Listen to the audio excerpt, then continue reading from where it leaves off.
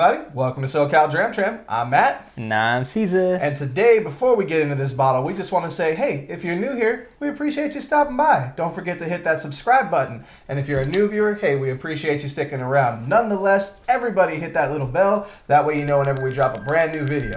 Cesar, what do we got on the bar today? Today, we got something from your bar, my brother. That's right. Today, we got Japanese whiskey. That's right. We're kicking off Japanese Whiskey Month here on the SoCal Tram with Yamazaki 12-year-old.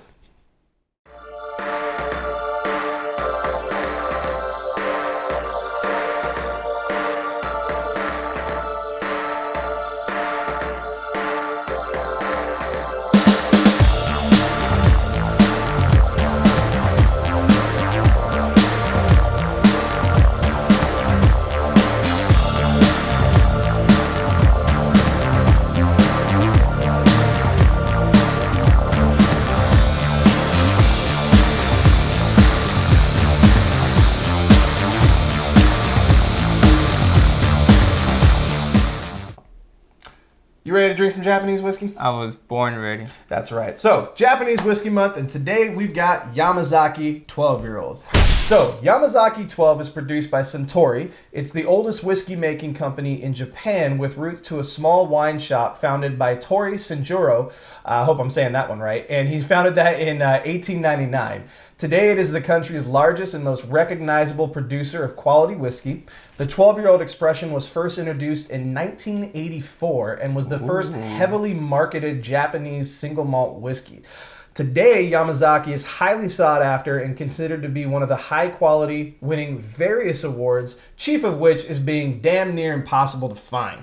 It is a maturation of Spanish and American ex-bourbon barrels and Japanese Mizunara oak barrels, and it's presented at 43% ABV. Nice. So, why do we go into a little bit of history of Japanese whiskey? Well, it's simple.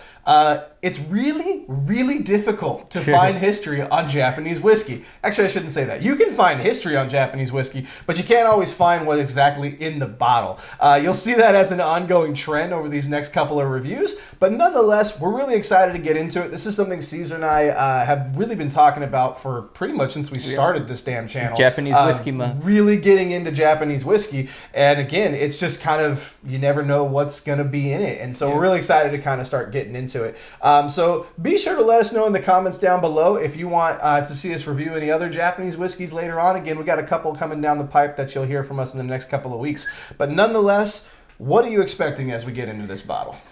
From all the Japanese whiskeys I've ever had, I'm expecting an incredibly easy drinking whiskey, because that's that's definitely like the number one trend that I find common in all the ones I've had, is how actually easy drinking it is, how smooth it is when you drink it. Yeah, I'd have to agree. I mean, I remember the first time I tried Japanese whiskey, and I was like, wow, this is like drinking flavored water. Like, it goes down incredibly soft. Like, there's no bite to it. That's not to say that all Japanese whiskey has no bite, because to be completely honest, we don't know. Yeah, but it is a very, very delicate spirit, right? Like, leave it to the Japanese to really find, that delicate balance, right? It's like, the Force. Exactly. I know we just celebrated May the 4th. By the way, May the 4th be with y'all. But, and also with you. This is the delicate balance between the light and the dark. That is Japanese whiskey.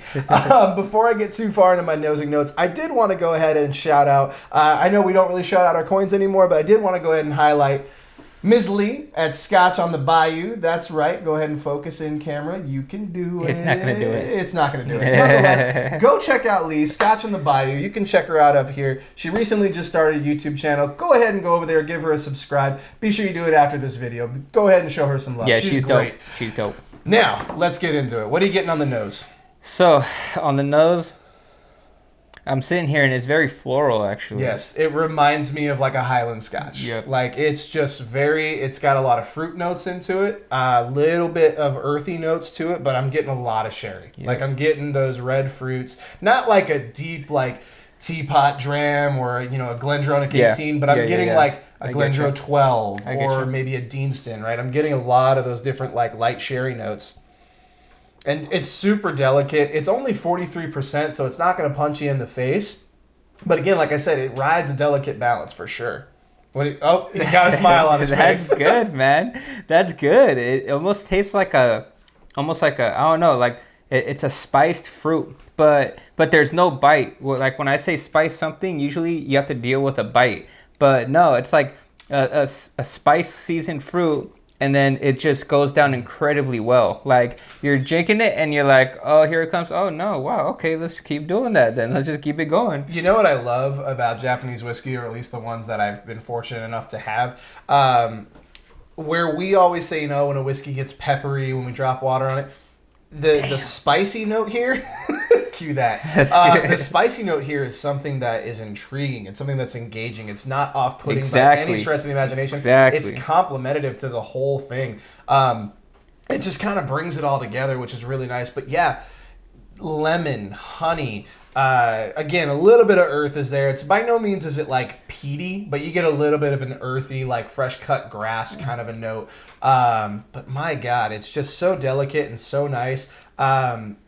A little oily, nothing like, clinging to the back of my throat or anything like that, but it's got some viscosity to it. It's got some legs, nothing like, 58% or anything. Yeah, it's so welcoming. Yeah. Like, it's incredibly welcoming. Like, this is another thing I'd probably recommend for people that are getting into whiskey, Mm-hmm. It's like, because you get good flavor, you get those specific flavors you get in other scotches and whatnot, but it's not as rough. So easing into it with this, you'll probably never leave Japanese whiskey because of how easygoing and flavors you get from it. Until you find out how damn hard it is to find.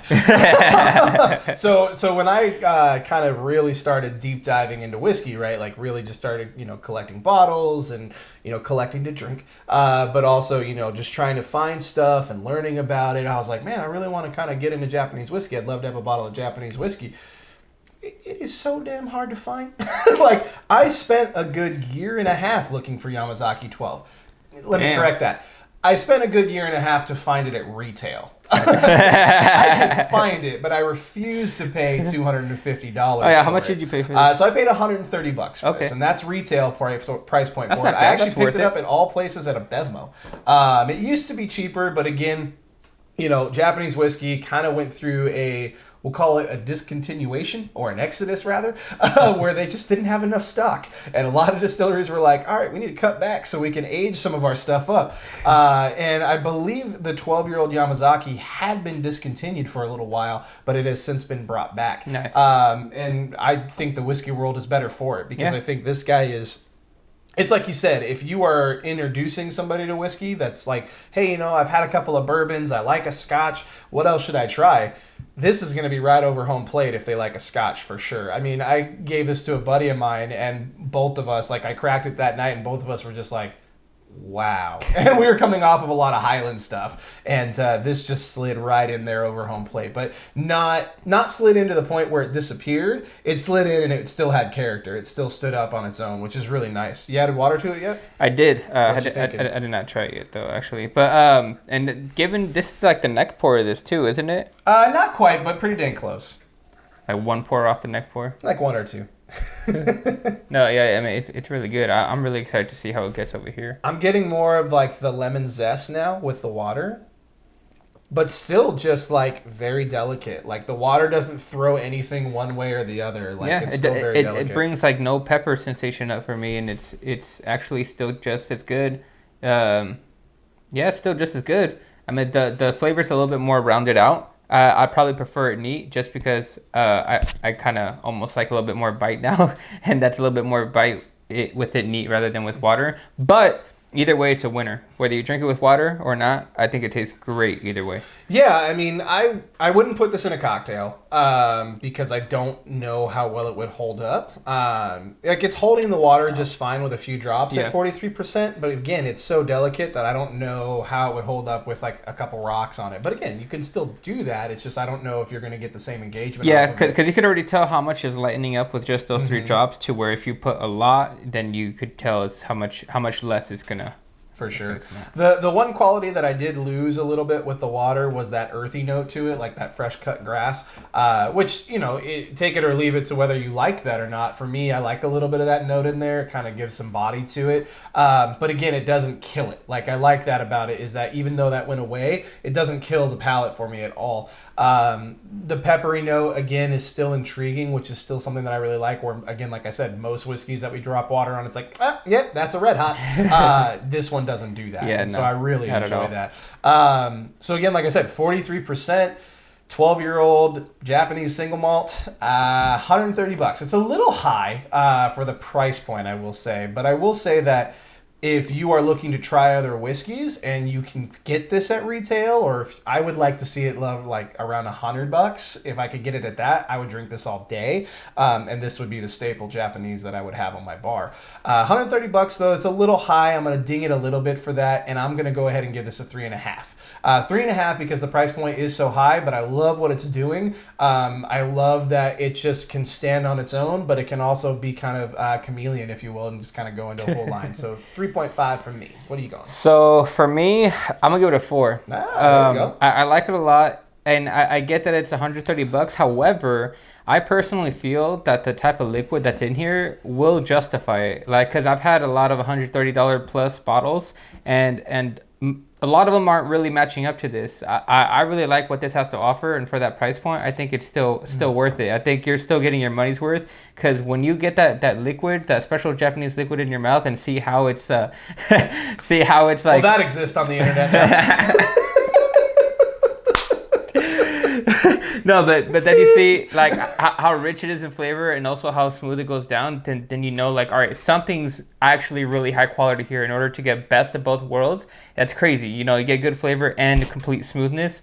That's where I'd pay that money for. If it wasn't that smooth, I'd be way overpriced. I'd say it's way overpriced. But since it managed to be very, very beautifully landing on the palate, I'm gonna say it's a 4. It's a masterclass in how to craft a whiskey, I would say. Like, it's very well done. And again, I'm not saying $130 is bad for this, especially at 12 years, and the fact that it is tougher to find. Believe me, I'm happy that I only paid $130 for it rather than the $200, $250 I usually see for it. But again, I just think that, you know, $100 would be the sweet spot for this. That's why I'm dinging it just a tad. I'm not dinging it on the whiskey. I'm dinging it on the price point. It'd probably be a 5. Probably a 5 for me if it was $100. If I could get this at $80 like it used to be, this is a 5 all day, every day. But yeah, so nonetheless, guys, it's a 4 from Cesar. It's a 3.5 from me. God, I hate it when we give 2 separate scores because it makes my outro a little bit longer.